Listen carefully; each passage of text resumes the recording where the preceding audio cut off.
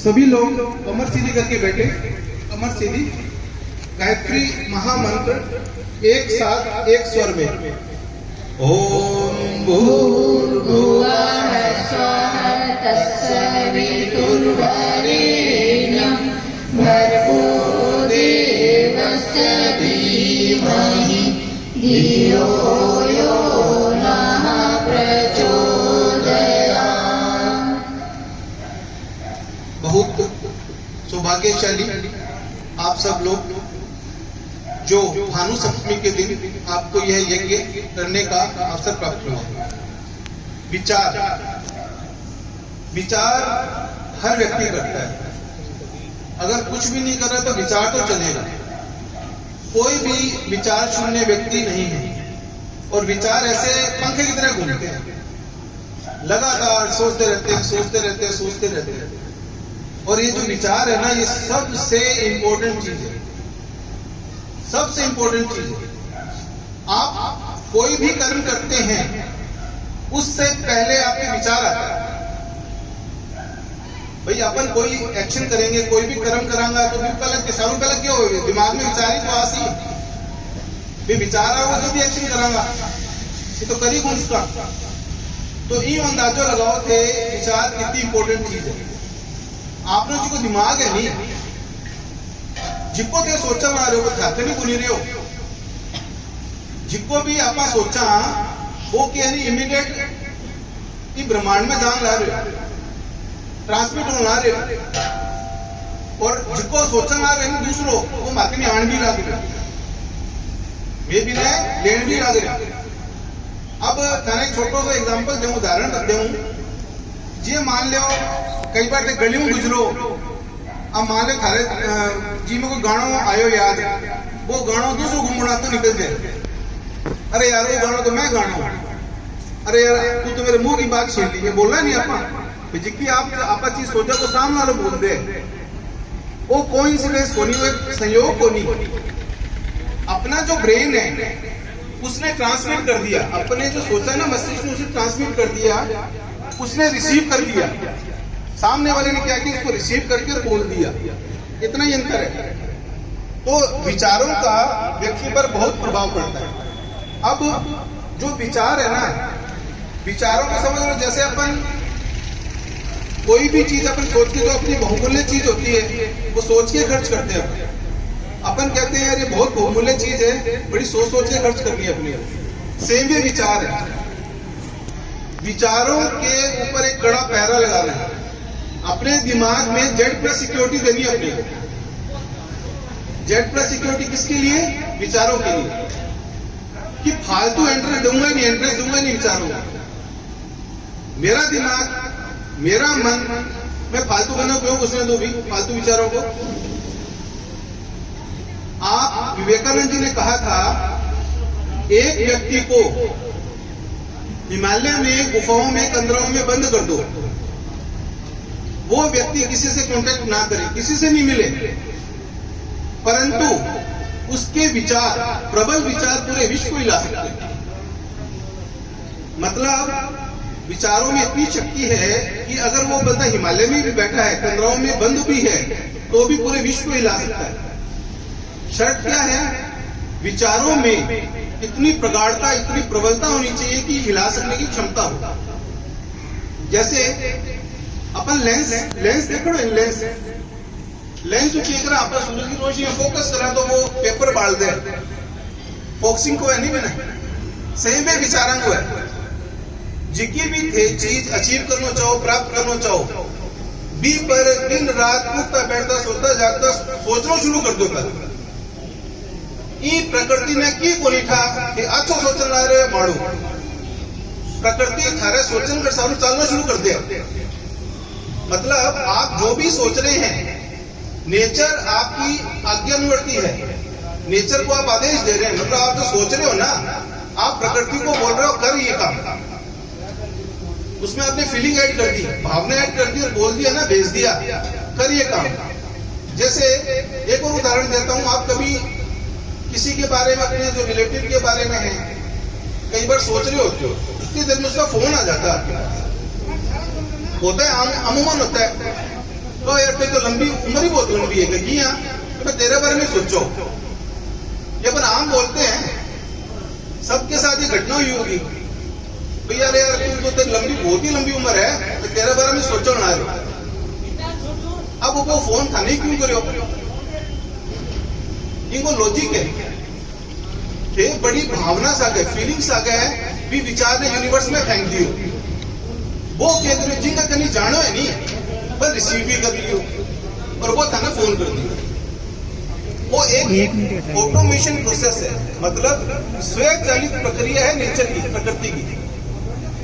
तो जी का विचार है नहीं, विचार ने दिमाग के अंदर जेड प्लस सिक्योरिटी लगा कर बिठा दो क्या इनके अंदर जितना मैं चाहूंगा नहीं वह विचार बढ़ागा, फालतू बढ़न कौन दूंगा। कर सकते हैं अपन इतना, तो जेड प्लस सिक्योरिटी लगा दो दिमाग में कि फालतू विचार मैं एंटर नहीं करने दूंगा। अब विचार सात्विक हो, अच्छे हों, उसके लिए अपने को क्या करना है? सबसे पहले अपने बुजुर्ग भी कहते थे, अपने सुनते हैं, जैसा खाए अन्न वैसा होए मन।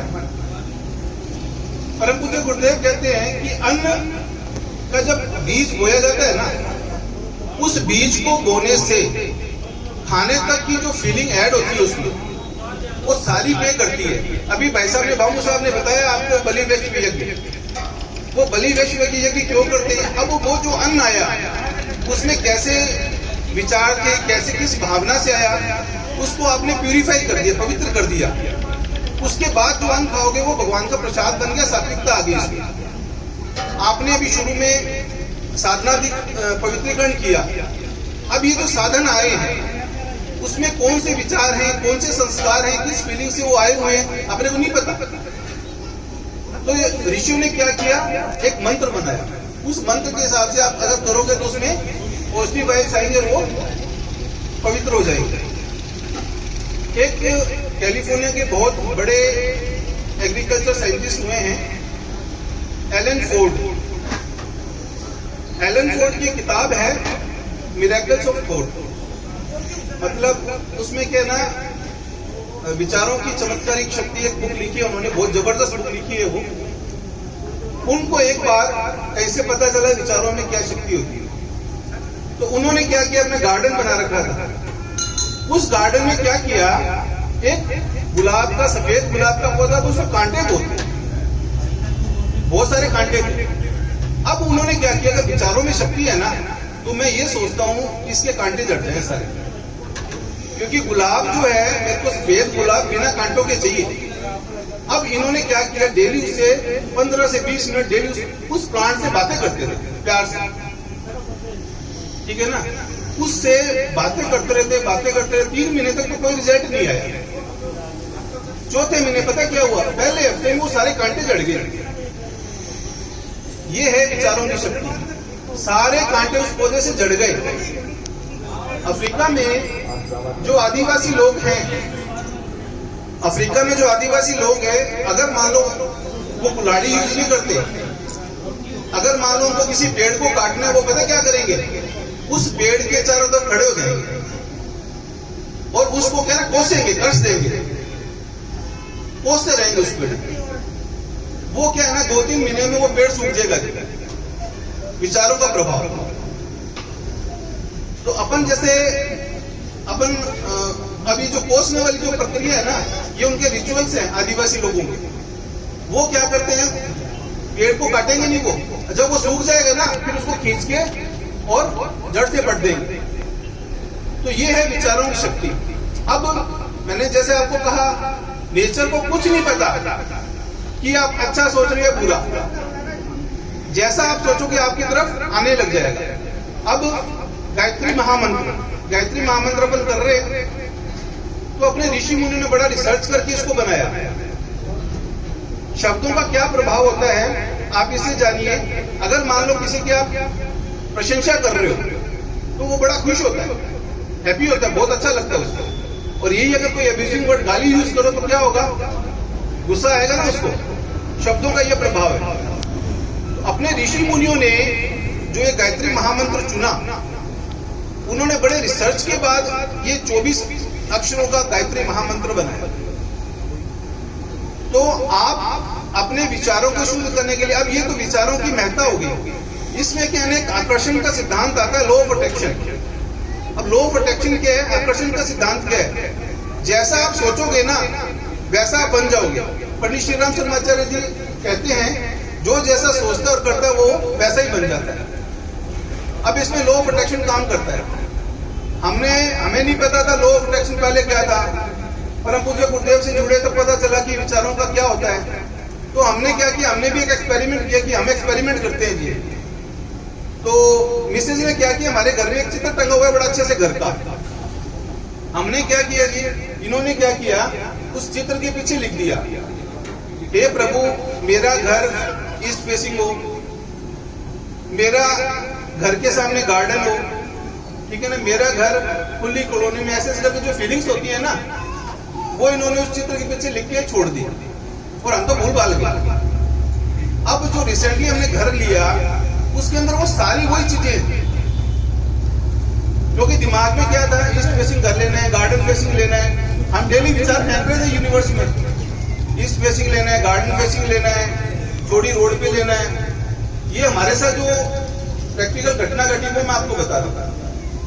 तो नेचर को कुछ नहीं पता, आप अच्छा सोच रहे हो बुरा, पर नेचर आपके तय अनुसार चलने लग जाएगी। अब आपको तय करना है कि आपको पॉजिटिव सोच रहे, अच्छा सोच रहे हैं, बुरा सोच रहे हैं। स्पेशली जो स्टूडेंट लोग हैं उनके भी, स्टूडेंट जो हैं सबके लिए एप्लीकेबल है। अब आप जैसे स्टूडेंट हो, बच्चे बैठे हैं यहाँ, उनको सबसे बड़ा एग्जाम, कोई भी सब्जेक्ट में लगता है नहीं कि हम मतलब कमजोर हैं, तो उसके बारे में सोचना शुरू कर दो। अच्छी चीजें सोचना शुरू कर दोगे ना तो आपको सोल्यूशन मिलने लग जाएंगे। मेरे साथ हुआ, मैं एयरफोर्स में जब था तो एक बहुत टेक्निकल प्रॉब्लम आई, पेचीदा, मैं टेक्निकल में था, बड़ी पेचीदा प्रॉब्लम थी वो, और मेरी कमांडिंग ऑफिसर ने बोला एमके we have to get solution for this, there is no other go. अब होता क्या है ना, जब आप विचारों को फोकस